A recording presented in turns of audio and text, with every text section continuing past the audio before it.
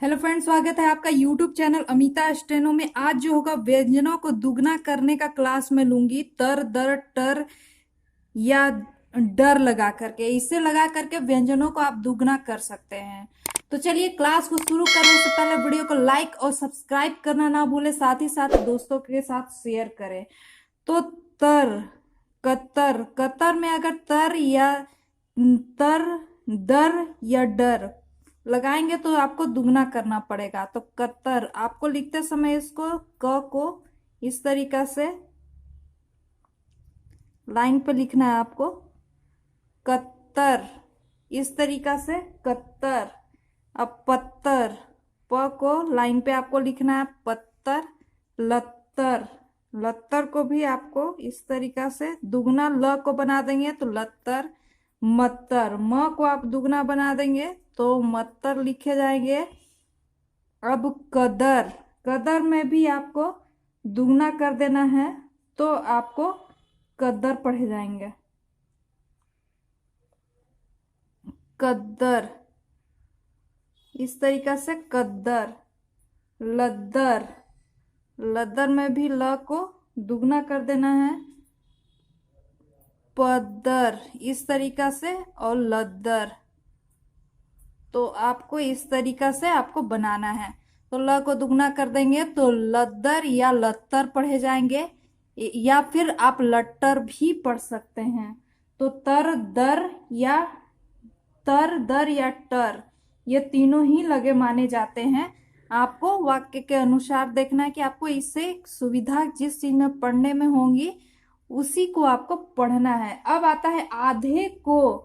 आधे की तरह जो मात्राएं व्यंजन के पहले आते हैं वह पहले पढ़े जाते हैं, और जो मात्राएं व्यंजन के बाद आते हैं वो व्यंजन के अंत में पढ़ी जाती है। अंत में तर दर आदि पढ़ा जाता है। जो मात्राएं व्यंजन के पहले आएंगे पहले पढ़े जाएंगे, व्यंजन के बाद में आएंगे व्यंजन के बाद पढ़े जाएंगे, अंत में तर दर पढ़े जाएंगे। जैसे कि आपके सामने आता है मादर। तो मादर को आप कैसे बनाएंगे? तो इस तरीका से मादर, आपको मादर बनाना है। तो मादर को पहले माँ पढ़ना है, म, और ये जो आ गया मात्रा उसके बाद दर पढ़े जाएंगे तो मादर। अब हो गया लेदर, यहाँ पे लेदर। तो लेदर को कैसे बनाएंगे आप? तो इस तरीका से लेदर। या फिर आगे आता है गिद्दड़। तो गिद्दड़ कैसे बनाएंगे? तो गिद्दड़, गिद्दड़ के लिए आपको ग को इस तरीका से दुगना करके गिद्दड़ बना सकते हैं। अब जो आधे की तरह इस व्यंजन में भी, पहले मैंने आधे व्यंजन को बनाना बताया हुआ था, उसका आप क्लास देख लेंगे, मैंने बहुत अच्छी से समझाया हुआ है तो आप उसे देख लेंगे। तो बताना चाहूंगी कि आधे की तरह यदि व्यंजन में पहले वृत्त या आंकड़े आते हैं, पहले क्या आते हैं व्यंजन में, व्यंजन में पहले जो है क्या आएंगे वृत्त, वृत्त या आंकड़े, आंकड़े आएंगे पहले वृत्त या आंकड़े।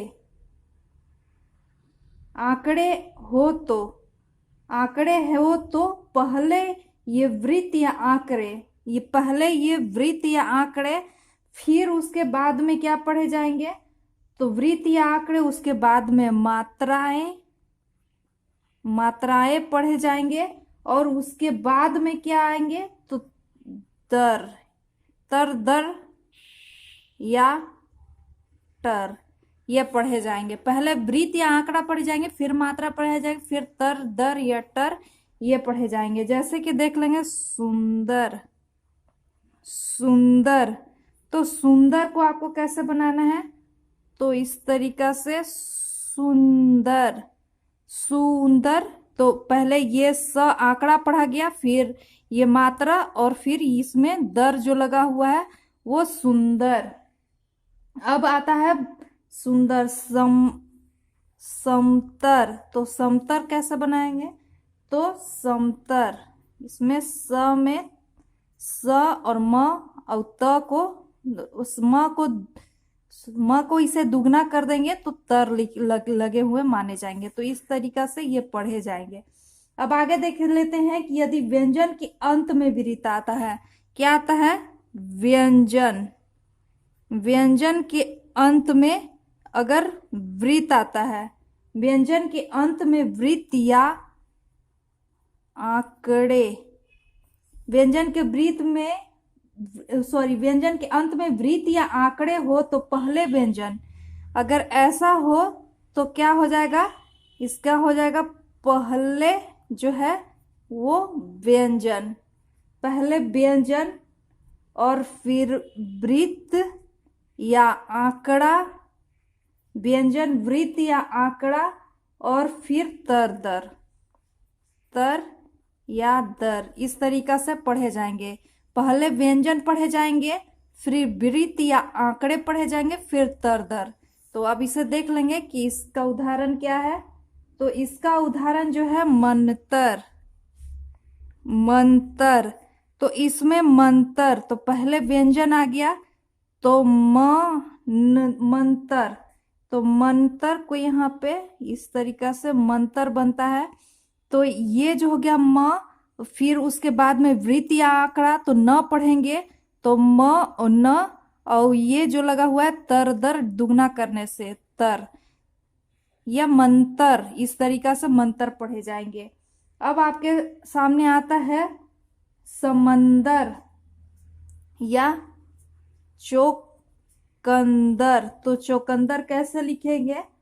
तो चौकंदर, यहाँ पे चौकंदर, तो पहले ये जो आता है चो, पहले क्या आ गया? तो ये व्यंजन आ गया, फिर मात्रा, फिर ये जो हो गया क हो गया व्यंजन, व्यंजन पढ़े जाएंगे, फिर आंकड़ा पढ़े जाएंगे, तब इसको दर या टर पढ़े जाएंगे। तो इस तरीका से चौकंदर पढ़े जाएंगे। अब आता है कि यदि अंत में, अंत में यदि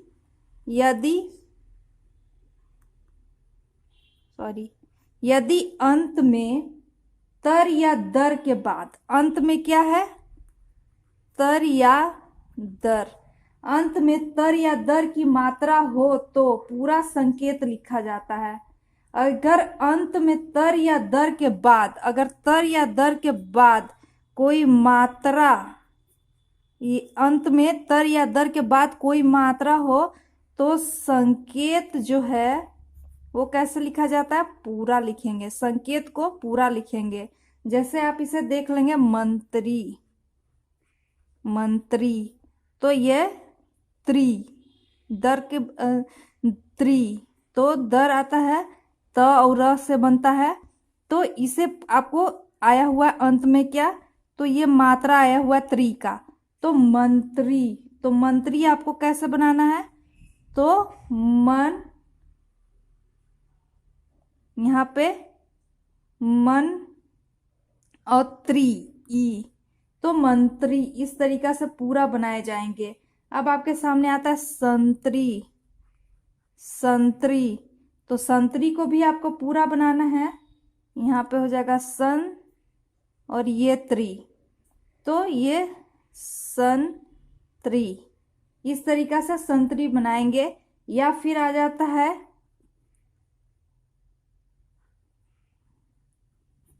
करती, तो इसे कैसे बनाएंगे?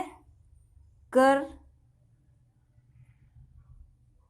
त्रि, इस तरीका से बनाएंगे। अब आपके सामने जो आता है, कभी कभी सुविधा के अनुसार से तर या दर के अलावा व्यंजन के दुगना करने से आतुर टर या डर भी लगता है।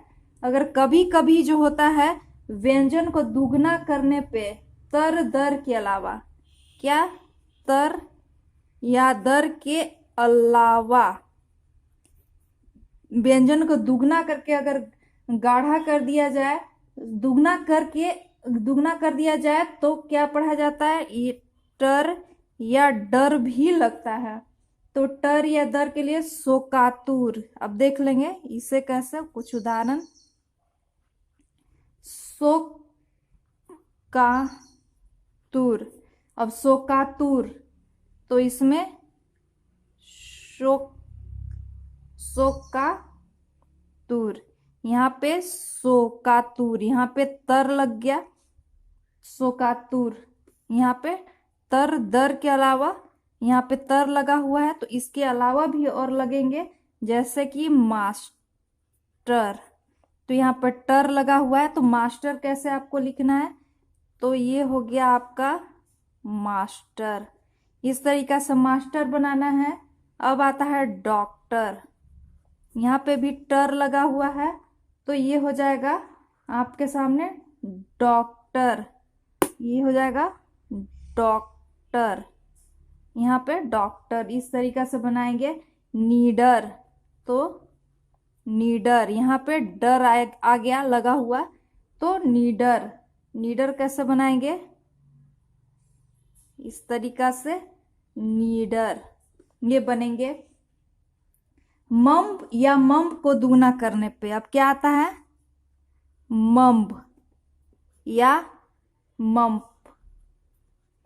मम्ब या मम्ब को दुगना कर देने से, मम्ब या मम्ब को दुगना कर देने से अंत में केवल र और लग जाता है। इसको दुगना करेंगे तो दुगना करने पे क्या लगेगा, तो अंत में, इसमें अंत में र लग जाता है, लेकिन इसमें टर, दर और आतुर, टर दर के अलावा इसमें आतुर भी लगता है, आतुर, सोकातुर, इस तरीका का भी लगता था। अब यहाँ पे देख लेंगे, जैसे इस सोकातुर था, ये सोकातुर, आतुर, इसमें आतुर लगा हुआ था। अब इसमें देखेंगे मम, मम्ब या मम में दुगना कर देने पे क्या लग जाता है, तो र भी लग जाता है।